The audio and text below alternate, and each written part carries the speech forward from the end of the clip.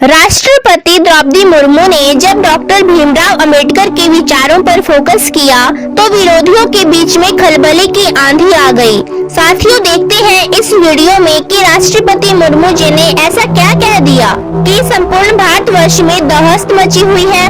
Friends, अगर आप channel पर नए हैं तो इस वीडियो को सब्सक्राइब अवश्य करें, बेल आइकन प्रेस जरूर करें, लाइक और शेयर भी अवश्य कर दें ताकि हमारे दलित भाई बहनों के बीच में भी कुछ जागृति आ सके। आध्यात्मिक और सामाजिक तौर पर माननीय राष्ट्रपति मुर्मू और बाबा साहब का योगदान दोनों ही भारतीय समाज के अंदर बदलाव लाने के लिए प्रतिबद्ध थे, लेकिन उनका दृष्टिकोण और कार्य क्षेत्र अलग अलग था। जहां बाबा साहब ने भारतीय समाज की नींव से जात पात को खत्म करने के लिए कानूनी और सामाजिक दृष्टिकोण से संघर्ष किया, वहीं द्रौपदी मुर्मू ने आदिवासी समाज की अस्मिता, संस्कृति और अधिकारों संरक्षित करने का कार्य किया। वहीं बाबा साहब ने आध्यात्मिक दृष्टिकोण और भारतीय समाज में जातिवाद और ऊंच नीच की मानसिकता से मुक्त होने के लिए बौद्ध धर्म को अपनाया और लाखों लोगों को इसका अनुसरण करने के लिए भी प्रेरित किया। बाबा साहब का सोचना था कि जातिवाद के खिलाफ सबसे ताकतवर कदम धर्म परिवर्तन हो सकता है, क्योंकि हिंदू धर्म में जातिवाद की जड़ें गहरी थी। बाबा साहब का कहना था कि हिंदू धर्म के अंदर हमें रहकर ना तो हमें न्याय मिल सकता है और न ही समानता, इसलिए हमें एक नए मार्ग की जरूरत है जो हमें आध्यात्मिक और समानता की ओर लेकर जाए। द्रौपदी मुर्मू और आदिवासी समाज। द्रौपदी मुर्मू का दृष्टिकोण आदिवासी समुदाय का जीवन और उनके अधिकारों से जुड़ा हुआ था।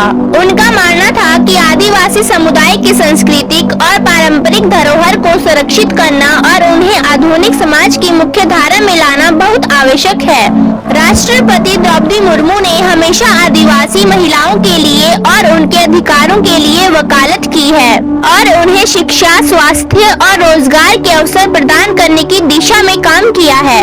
इनका कहना था कि हमारे आदिवासी भाई बहनों को किसी भी समाज में पीछे नहीं छोड़ना चाहिए। उनके पास अपनी विरासत और सभ्यता की ताकत हो, बस हमें उन्हें अवसर प्रदान करने की आवश्यकता है।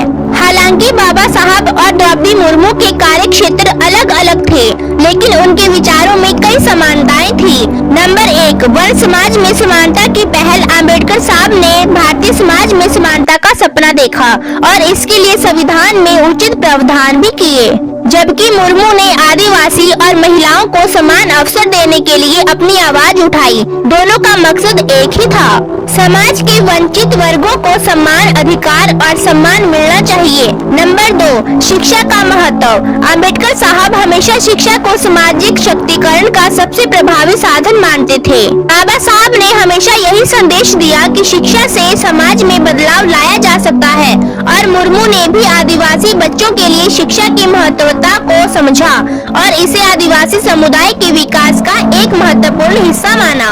नंबर 3, संघर्ष की आवश्यकता। अंबेडकर साहब ने हमेशा संघर्ष को महत्व दिया। उनका मानना था कि अगर समाज में समानता लानी है तो इसके लिए संगठन होकर लड़ना होगा। इसी तरह मुर्मू ने भी आदिवासियों के लिए संघर्ष किया, उनके अधिकारों को प्राथमिकता दी और अपने समुदाय के लिए संघर्ष किया, उनके उत्थान के लिए। फ्रेंड्स, इससे यह तो सिद्ध होता है कि बाबा साहब और द्रौपदी मुर्मू के विचारों ने भारतीय समाज के उन वर्गों को प्रेरित किया जो सदियों से उपेक्षित थे। उनके विचारों ने समाज में बदलाव की राह दिखाई और यह साबित किया कि शिक्षा, समानता और संघर्ष से ही कोई भी समाज प्रगति की ओर बढ़ सकता है। इसीलिए फ्रेंड्स, हमेशा संघर्ष करते रहना ही सफलता की कुंजी है। आपको वीडियो कैसा लगा कमेंट बॉक्स में अवश्य बताएं। सब्सक्राइब अवश्य करें, बेल आइकन जरूर प्रेस करें, कमेंट में अपने विचारों को जरूर शेयर करें। जय भीम, जय भारत, जय बुद्धाय नमः।